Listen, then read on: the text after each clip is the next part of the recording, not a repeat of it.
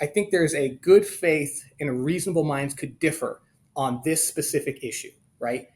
Can you pre-select the boxes for the consumer?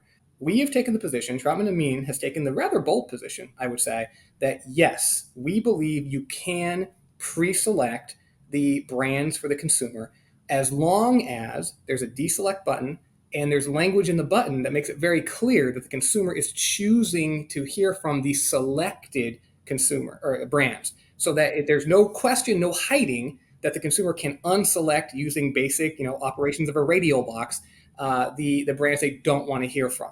Now, I say this with caution because there's nuance there, right? And it's going to be a bit of a sliding scale. And I tell people this all the time, right? If you want like a really slick form, you kind of want to like bring people in and remove some of the friction in the funnel. You want to be even like a little bit tricky with your form. Okay, don't pre-select. Do not pre-select, right? You can get away with a lot more if the consumer is still selecting. If you want to pre-select, then you've got to be super buttoned down everywhere else on the form, right? It has to be pristine. The point is, pre-selection alone in isolation is not going to be dispositive of whether or not the form is enforceable, in my view.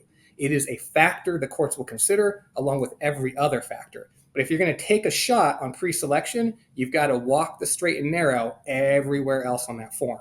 You want to be a little tricky? Okay, look, people are going to do it. I'm going to tell you not to, but people are going to do it. Don't pre-select because then you're going to be low-hanging fruit. You're going to get killed.